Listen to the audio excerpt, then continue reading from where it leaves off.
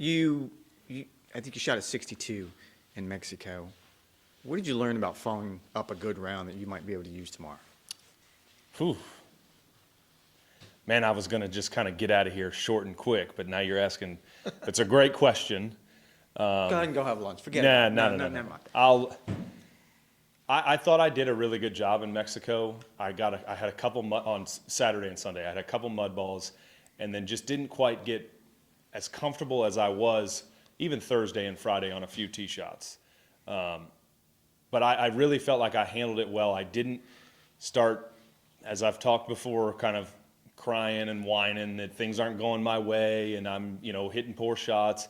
No one cares if you're hitting poor shots, really, other than me, my family, and my brother, who's my caddy, right? Like, there's no need to just scream and yell and be audible with it. You're gonna hit poor shots, it's okay. I did a very good job of being patient. I didn't do an awesome job throughout the weekend on every shot, which you're never probably gonna do it on every shot, of getting comfortable and basically just telling myself, this is what I want to have happen. So in that would be the goal for the next 2 days. Stay patient for sure, which is, it always gets harder and harder and harder. The better you do, the harder it is. I felt like I was getting a little impatient to finish out the back nine today even, but stay patient and then just go ahead and maybe just take, I don't want to take too long, but take just another little half second to be, okay, this is what I'm going to make this golf ball do. So that's, again, in a long-winded way that I like to describe things, that would be what I learn and what I'll take into the next couple days. What has this fall season done for your confidence? Yeah, I mean, a 30-second in Mexico was good for me. I need to stop and give a thank you to Keith Mitchell, who's a great friend of mine. He was with Worldwide Technologies, their sponsor of his. He pretty much pushed it through that I would be playing that event on a sponsor exemption. And I would like to continue to play the golf that I'm playing now. It doesn't happen forever. You're going to have poor days and whatnot.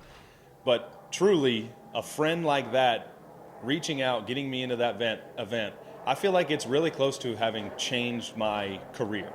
Just what I learned there about myself, what I put into play, how I executed it, has led me to now this point through 2 days. And hopefully, you fast forward another couple days and it's a win that obviously changes my life and my career. I'm not really going to worry about that. I'm going to do my best to worry about what I've got to do hole by hole, kind of hour by hour, even between now and when I tee off tomorrow. But a good friend like that, doing what he did without me even asking, could very well have changed my career. That's deep. Yeah. I mean, I love the man. He can be hard to be around at times, as I'm sure I can too. But he did not need to do that, and he did. Good friend, great friend. I don't mean to keep this on the topic of Mayakoba, but there was so much public response to what you said Sure. about spiraling up. How aware are you of the massive public response that there was, and does that mean anything to you? It means a lot. Gosh, I try to be unaware, but it's so hard this day and age. I mean, it's my phone. Thank God my phone is still in my golf bag, right? Like, I'll turn it on, it'll buzz, buzz, buzz. Everybody will be so thrilled about the 2 days. And, for me and my mom, dad, and girlfriend are here, my brother, obviously, like, we understand. I mean, everybody does understand, but they want to support you. So it's great. And even folks that I don't know, right, that they support, say this. And I had people reach out that, like, they don't play golf. They just life in general, which that is really, really cool because we get really insulated here and it's just, I want to perform playing golf. And even I get into it sometimes too, where all I care about is how good I am here, not good anywhere else. And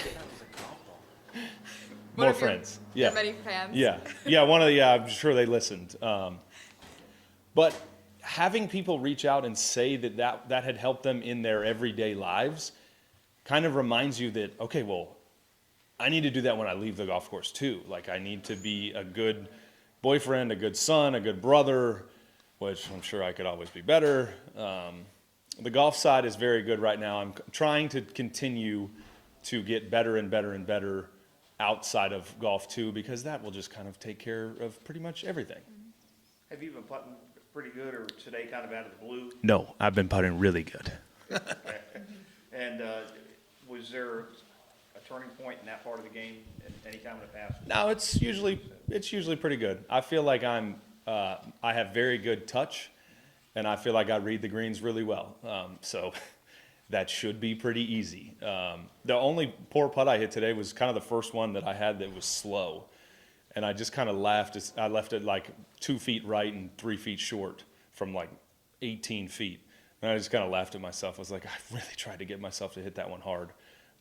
Just wasn't able to do it. So maybe after, hopefully, lunch, I'll go try to hit some uphill putts and make sure I get them to the hole. And then really, I see them well. I'm starting the ball in line. It's kind of just the simple things. And I have fun with myself over the ball sometimes to be like, okay, let's see if I'll make this one in the middle or the left center or the right center. And most of the time, I'm pretty darn good at picking it out. But they all pretty much went in the middle today. And are these greens as pure as you've seen in a while? Absolutely. They are phenomenal. If it, I think 33 or 36 greens, just talk about how the ball striking is going as well. I feel like it could be better because I always feel like it could be better. Yesterday, I got so cold and like just couldn't move, so we were just kind of playing a slap shot for the last like 9 holes. Fortunately, a lot of the slap shots went to where I could continue to play from. I have a very clear idea and kind of thought about what I want it to feel like and what that feel will then produce, which is awesome. Haven't had that in a long time. I'd say it's about 30% of the time that I actually produce what I want to feel. But in at least thinking and committing to that, it keeps everything a little tighter, right? I'm not having these big misses. I'm striking them all well enough that it's going to cover that bunker or whatever it may be. And again, 33 or 36, the way that I'm putting, I just have to get it somewhere on the green, and it's probably going to come close to going in the hole. Hopefully close to going in the hole or in the hole with good speed, so we don't have to stress with wind. And there, you can get some kind of iffy 4-footers here, downhill, cross grains, like leave them close to the hole when they miss, which I did a good job of today. And yeah, the only stinking bogey I made was yesterday when I hit one too hard and then kind of misread I think I probably missed like a 3-footer. So in that, yeah, I'm putting great, but I would really like one of them back. Can you give any specific examples of how Keith can be a handful? You know Keith, right? Do we need to get into specifics? Keith Understand if is, not. and we're all victim to it. Keith is one of my greatest friends, and I am in debt to Keith, which is a hard person to be in debt to, because he has and likes a lot of fancy things, and I'm not really that fancy of a guy. I owe Keith something. I will come up with something, and it'll be not as fancy as he probably would have liked, but hopefully it's something, heartfelt and thoughtful. Keith is almost always right. And even when we joke, like, he is usually right. You like him to be wrong every once in a while, but he is usually pretty right. Yeah, man, I had to stop. I wished I'd done it in Mayakoba and thanked him even Friday for kind of that day that I had felt like I really turned a corner. And I just got talking about, obviously, the spiral up and the way that I'm trying to act on the golf course and be off the golf course, that I missed thanking him. I thanked him in person, myself, obviously, but I wanted to get it on the internet that Keith Mitchell is an all-time guy.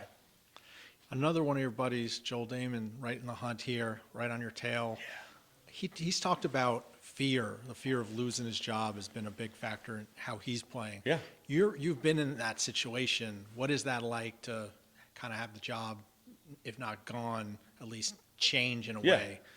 And how have you handled that? I would have said I handled it pretty poorly for the majority of, well, I guess it's the last season, last season and this year. Joel and I have stayed together quite a bit. We've talked about it even some, and we've more so talked about it when things were going well for us. How, it's in the back of your mind. It always is for almost everybody, except for some of the top players in the world, obviously. But it can motivate you to work a little bit harder, make better decisions, so that you don't, the goal is to not really have to worry about it come March, or as early as possible, right? I mean, you want to kind of be set in stone, and now with the way things are going to change for us, you're going to have to make another push probably in the summer to get into the playoffs and kind of into some really big, important events that are very, very lucrative. We've talked about it quite a bit. It's miserable. It sucks, but it's part of what we have to do. You know, and that's, you have to deal with it. It's okay to be fearful. It's okay to feel the pressure. It's just kind of how you react to it, right? Whether you kind of want to run and hide in the corner, and like, I wouldn't say I necessarily ran and hid in the corner, but I was very down on myself and like, you know, I'm better than this. This is not, I should be playing better. I feel like I'm close, you know, maybe just on the outside, but close to being one of the top players in the world. And you think that way, and you don't, you work. I mean, I worked plenty hard to try to get myself out of it, but didn't necessarily believe and like make the correct decisions while I was actually at my job to improve and get out of the, you know, oh my gosh, I might lose my job, might lose my privileges out here. So yeah, in a way, it's awful. It's one of the most miserable things that any of us can go through. And I had times where it was like, man, this is, you know, I know I'm going to play some this year based on kind of how I did last year, but not as much and not as often as I would like. You start thinking like, is this what I want to do? This is so stressful. Versus my first 2 years, it's like, oh, this is easy. This is, I probably still should have done a little better than I did, but I'm very comfortably keeping my job and getting into some bigger events. And you have all those thoughts throughout a year, especially me throughout kind of the summer, and then you just come to the conclusion it's like, no, I am really, really good at this. I'm going to continue to work at this, maybe just work a little smarter and with better intent. And I'm going to at some point get out of this rut, which I felt like I was really close to doing in Bermuda, and then played a poor day Friday.